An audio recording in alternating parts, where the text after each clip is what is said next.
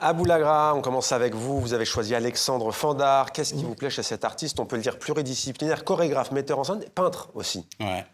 Un danseur qui danse déjà avec beaucoup de passion et en fait c'est comme un lutteur. Ouais, on le Alexandre voit Fandard, en mouvement. ouais. Ouais. Ce que j'aime, il peint, c'est merveilleux, c'est abstrait et on a l'impression qu'en fait il met tellement de mouvements dans ses peintures qu'on a l'impression de voir une bataille. Il fait un truc aussi assez incroyable, c'est qu'il donne des coups de fouet sur ses peintures. Ah ouais. Il les lacère complètement et en fait ça donne un truc vraiment... D'ailleurs, il se définit comme artiste plasticien des arts vivants. J'aime beaucoup Des moi, œuvres ce qu'il fait. atypiques. J'aime beaucoup ce qu'il fait. Alexandre Fandard, Feridun et Roshan Garajdaghi pour le moment cinéma de cette émission. Un simple accident du réalisateur iranien Jafar Panahi qui a reçu la Palme d'Or au Festival de Cannes cette année.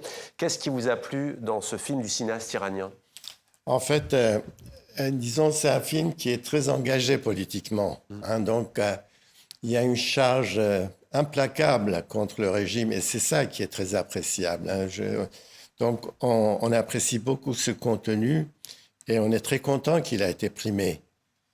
Mais par contre, sur un plan purement cinématographique, parce que bon, compte tenu des conditions de réalisation de ce film, il ne fallait pas s'attendre à un film du genre ce qu'on trouve en Europe ou aux États-Unis, etc.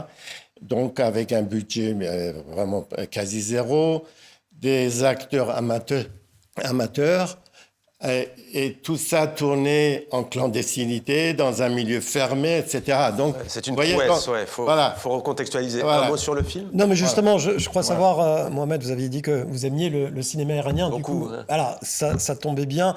Je pense que c'était un hommage, pas seulement d'ailleurs à Jafar Panahi, à tous ces réalisateurs iraniens, tout le courage qu'ils peuvent avoir. Il y a eu Mohammad Rasoulov précédemment et bien d'autres. Être capable, effectivement, dans le pays, dans l'Iran actuel, de tourner des films comme ceci, très engagés. C'est beaucoup de courage et voilà, je tenais à effectivement... C'est un cinéma exceptionnel. Oxor Tinidesk, chanteur canado-soudanais. Est-ce que vous pouvez nous parler de cet artiste et de sa musique? Absolument. Des quelques notes de Stay Alive. Absolument. Donc ouais, Mustapha, c'est un artiste très inspirant, donc qui met en avant et qui utilise beaucoup les sonorités de son pays d'origine, donc le Soudan. Une pensée au peuple soudanais, congolais, palestinien et tous les peuples réprimés du monde. Et donc là, c'est très émouvant pour moi, cette performance avec les instruments et surtout aussi les chanteuses qui sont avec lui, qui reprennent un peu ces ambiances de folkloriques et ça donne limite des frissons. Et après, ce qui est très sympa dans cette performance, c'est un peu toutes les poésies d'introduction qu'il met avant chaque morceau. Voilà, Voilà, qui mérite d'être découvert. Absolument. Cet artiste. Donc, merci beaucoup à tous les quatre.